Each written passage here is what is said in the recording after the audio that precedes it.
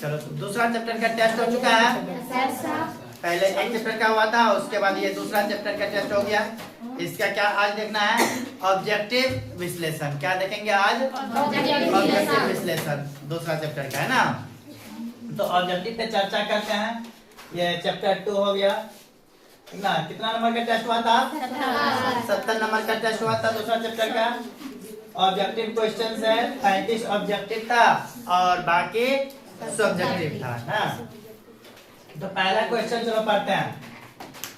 पहला क्वेश्चन कह रहा है एक घात वाले बहुपद कहलाते हैं। एक घात वाले बहुपद कहलाते हैं। क्या कहलाते हैं? घात वाले बहुपद। पहला ऑप्शन है त्रिघाती बहुपद और दूसरा ऑप्शन है द्विघात बहुपद, तीसरा है रैखिक बहुपद, चौथा है बहुपद नहीं। देखो एक घात है, कितना घात है? एक घात से होता है एक घाती। एक घात से क्या?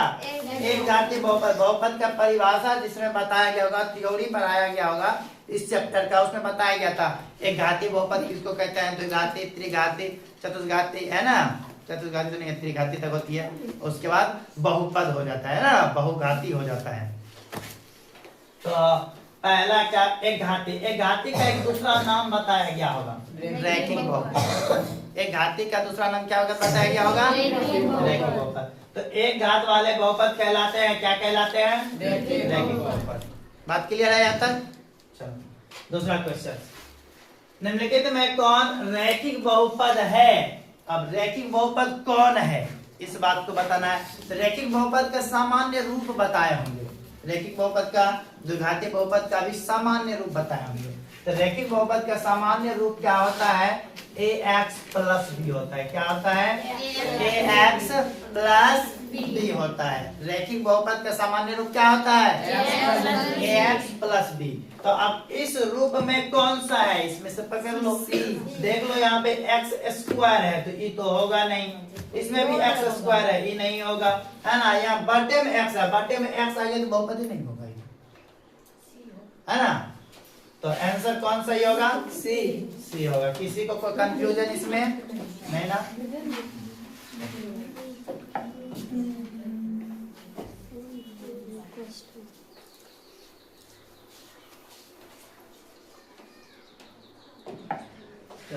क्या नंबर क्वेश्चन होगा?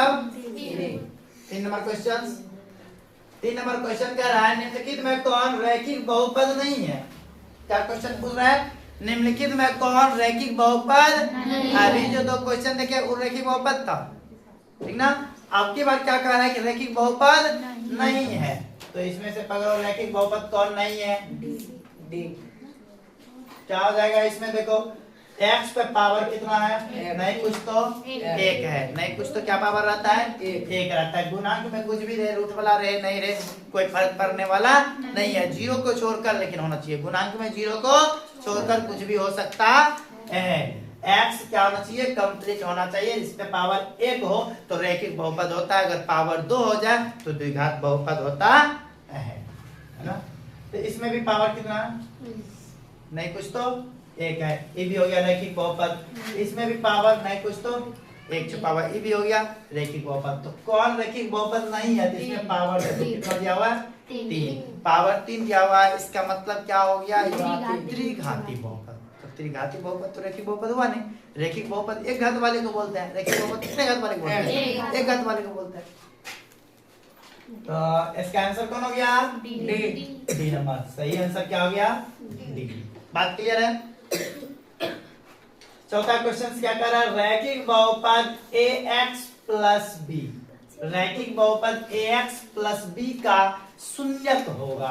तो ax प्लस b का शून्यक पूछा गया है, तो इसको बनाना है तो क्या कर देना? ax प्लस b इक्वल में 0। ax plus b equal 0। तो ax बराबर क्या हो जाएगा? Minus b। इधर है प्लस b, उस साइड जाएगा तो माइनस b। अभी x के साथ a क्या है? कुछ नहीं रहता है तो क्या होता है? गुना रहता है। उधर जाएगा तो क्या हो जाएगा? b बाय क्या हो जाएगा? b। हाँ माइनस लगा हुआ, माइनस b बाय a। देख लो आंसर क्या नंबर होगा? B number. 4 का क्या नंबर आंसर सही होगा? B number. किसी को कोई दिक्कत? अगला क्वेश्चन, पांचवा क्वेश्चन कह रहा है रैखिक बहुपद का आलेख होगा। रैखिक बहुपद है, क्योंकि घात इसका 1 है, इसका आलेख कैसा होगा? तो इसका आलेख सरल रेखा में होगा, वक्र नहीं होगा, टेढ़ी मेढ़ी, परवलय भी नहीं होगा, ठीक ना?